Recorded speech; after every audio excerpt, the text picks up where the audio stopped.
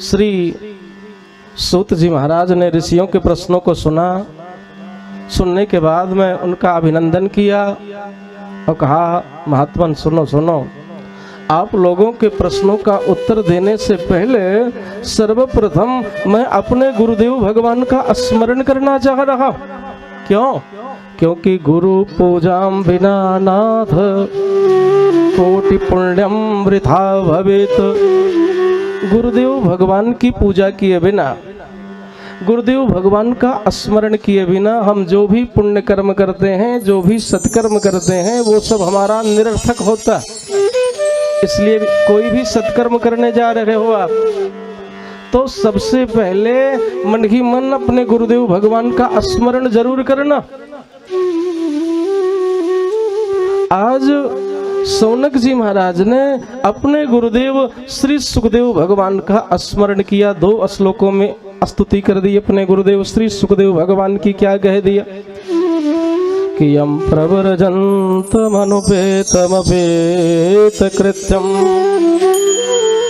द्वैपायनो विरह कातरया जुहाव पुत्रेति तन्मयतया तरवोऽभिनेदुः तम सर्वभूत हृदयम मुनिमानतोऽस्मि। इस श्लोक की व्याख्या आप सब भक्तजन कल श्रवण कर चुके हैं। महात्मा के प्रकरण में केवल इतना ही ध्यान देंगे। यहाँ पर सौनक जी महाराज के प्रश्नों का उत्तर देने से पहले श्री सूत जी महाराज ने अपने गुरुदेव भगवान का मन ही मन स्मरण किया और मुनि मानतोस्मि। पहली बार जब स्तुति की तो मुनि कह करके प्रणाम कर लिया। हमको लग रहा है मुनि कह करके एक बार प्रणाम तो कर लिया, लेकिन फिर दोबारा स्तुति कर दी, दोबारा फिर प्रणाम।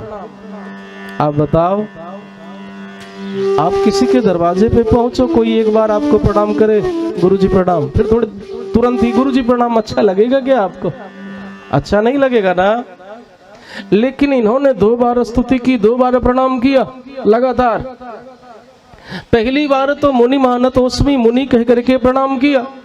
दूसरी बार फिर तुरंत ही स्तुति कर दी। यह स्वानुभावमखिलम श्रुतिसारमेकम अध्यात्मदीप मतितितीर्षितां तमोन्धं संसारिणां करुणयाः पुराणगुह्यम् तम व्यास सूनमुपयामि गुरुं मुनीना। दोबारा जब स्तुति की ना तो कह रहे हैं जो मुनियों के गुरु हैं। पहली बार तो जल्दी में मुनि कह करके प्रणाम कर लिया, लेकिन हमको लग रहा है मुनि कहने से इनको संतुष्टि नहीं मिल पाई। नहीं नहीं, मेरे गुरुदेव महाराज मुनि नहीं, ये तो मुनियों के गुरु हैं। तम व्यास सूनमुपयामि गुरुं मुनीना। जो मुनियों के गुरु हैं उन व्यासनंदन श्री सुखदेव भगवान को मैं प्रणाम कर रहा हूँ। बोले गुरुदेव भगवान की जय हो। अब नारायणं नमस्कृत्य नरं चैव नरोत्तमं देवीं सरस्वतीं व्यासं ततो जयमुदीरयेत्। नर नारायण की वंदना की, विद्या की अधिष्ठात्री देवी भगवती सरस्वती जी की वंदना की, व्यास भगवान की वंदना की गई। उसके बाद जय शब्द सूचक ग्रंथ का वर्णन इन्होंने प्रारंभ किया। जय शब्द सूचक ग्रंथ किसको कहा गया? श्री व्यास जी के द्वारा रचित जितने भी ग्रंथ हैं, इन सभी ग्रंथों को जय शब्द सूचक ग्रंथ से संबोधित किया गया है।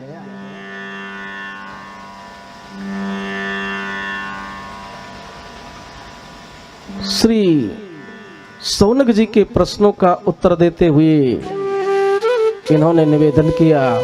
आपका पहला प्रश्न क्या है? किम श्रेय? मानव जीवन का श्रेय क्या है? तो सुनो सुनो भैया। सवै पुंसां परो धर्मः यतो भक्तिर् अधोक्षजे अहेतुक्यो अप्रतिहता ययात्मा संप्रशीदति सवै पुंसाम परो धर्मः। मानव जीवन का परम धर्म क्या है जानते हैं? अधोक्षज मानी इंद्रियातीत भगवान श्री कृष्ण चंद्र जी के चरणों में प्रीति का होना। अब प्रीति भी कैसी हो? अहेतुक्य, अहेतुकी भक्ति, अहेतुकी प्रीति, निष्काम भक्ति। माने भगवान की पूजा करो भैया, लेकिन इस भाव से नहीं महाराज कृपा करो बेटे की नौकरी लग जाए। इस भाव से भगवान की पूजा नहीं करनी। मुकदमा जीत जाऊंगा हनुमान जी महाराज तो 5.25 किलो लड्डू चढ़ाऊंगा आपको। इस भाव से भगवान की पूजा नहीं करनी है। भगवान की निष्काम भक्ति करो, भगवान की पूजा करो, लेकिन भगवान से कभी कुछ मांगना नहीं। अगर आप भगवान की पूजा करते हो और भगवान से कुछ मांगते हो ना, तो मांग करके आप भगवान को अपनी दृष्टि में छोटा बना देते हो। भगवान से कभी कुछ मांगना नहीं।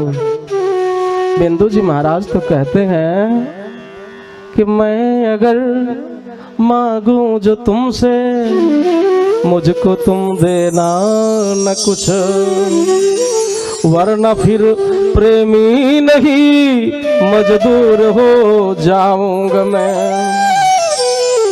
मैं अगर चाहूं तो चाहूं, तुम ना मुझको चाहना, और तुमने अगर चाहा तो फिर मगरूर हो जाऊंगा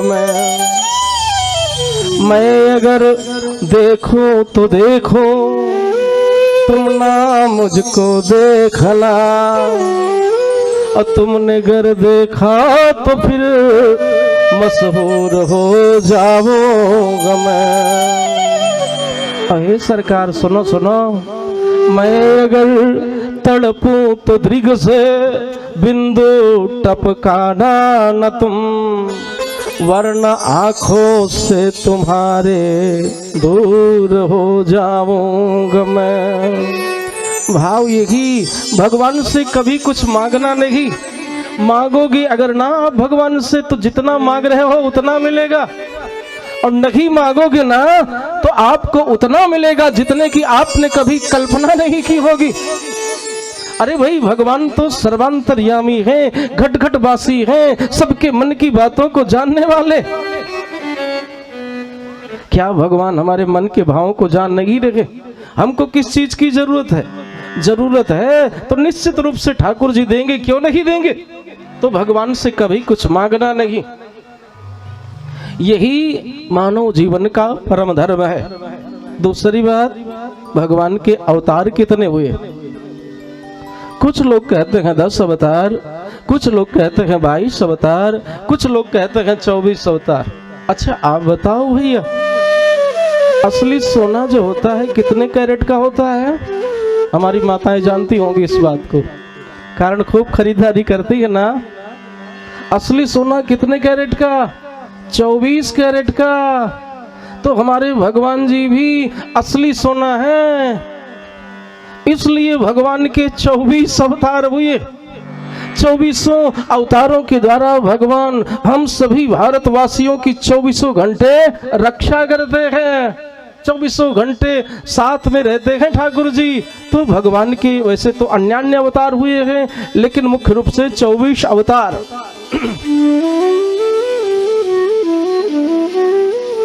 वेद में जिस सत्ता के बारे में कहा गया ना कि वो तो निराकार है।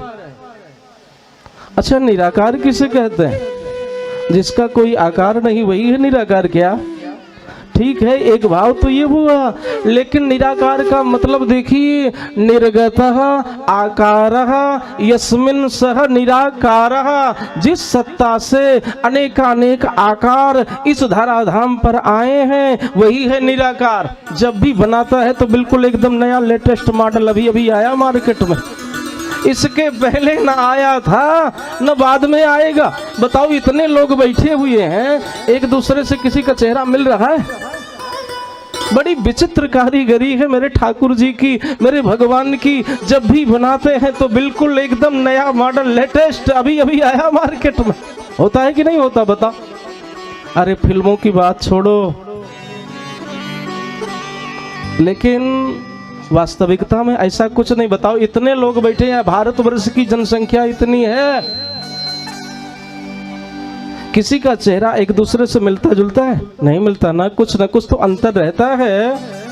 तो निराकार का मतलब निर्गतः आकारः यस्मिन् सः निराकारः, जिस सत्ता से अनेकानेक आकार इस धराधाम पर आए हैं वही है निराकार। नीर से ही शब्द बना निराकार। नीर माने जल। जल का कोई कलर होता है? जल का कोई रूप होता है? लेकिन जब जल को आप एक गिलास में लेते हो, गिलास में लेकर के आपने रेफ्रिजरेटर में रख दिया, विद्युत प्रवाहित हो रही है, टेम्परेचर -डिग्री में पहुंचा। थोड़ी देर के बाद में जब आप फ्रिज को खोलते हो तो क्या देखते हो? आपने तो गिलास में रखा था पानी, पानी तो गायब हो गया। आप घबरा गए, कहाँ चला गया पानी? जल तो गायब हो गया ना, गिलास में बर्फ जमा हो गई। आप घबरा गए, पानी कहाँ चला गया, ये बर्फ कहाँ से आ गई?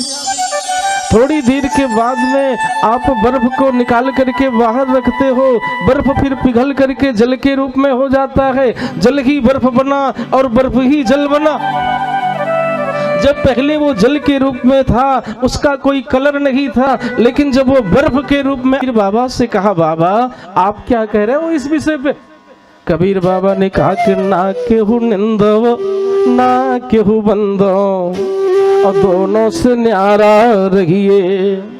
अगुन ही छोड़ो सगुन ही छोड़ो, मध्य निरंतर गहिए। छोड़ दो दोनों को, न निराकार को पकड़ने की जरूरत है ना साकार को पकड़ने की जरूरत है। जो बीच वाले हैं उनको पकड़ लो। अब तो और समस्या हो गई, बीच वाले कौन? अभी तक तो निराकार साकार की चर्चा चल रही थी, निर्गुण सगुण की चर्चा चल रही थी। कबीर बाबा कह रहे हैं छोड़ दो दोनों को, जो बीच वाले हैं उनको पकड़ लो, कल्याण हो जाएगा। बीच वाले कौन? अब तो भक्त जन दुविधा में पड़े हुए हैं, बीच वाले कौन है जिनको पकड़ने से कल्याण होगा? बैठे थे वहीं पर हमारे संत सम्राट कली पावन अवतार कवि कुल चक्र चूड़ामणि गोस्वामी श्री तुलसीदास जी महाराज। लोगों ने देखा ना गोस्वामी जी ने कि लोग दुविधा में पड़े हुए, बुलाए इधर आओ, सब लोग इधर आओ। सब पहुंचे गोस्वामी जी के पास में। बाबा बताओ। बाबा जी ने बताया निर्गुण ब्रह्म और सगुण ब्रह्म का बोध कराने वाले हैं नाम महाराज।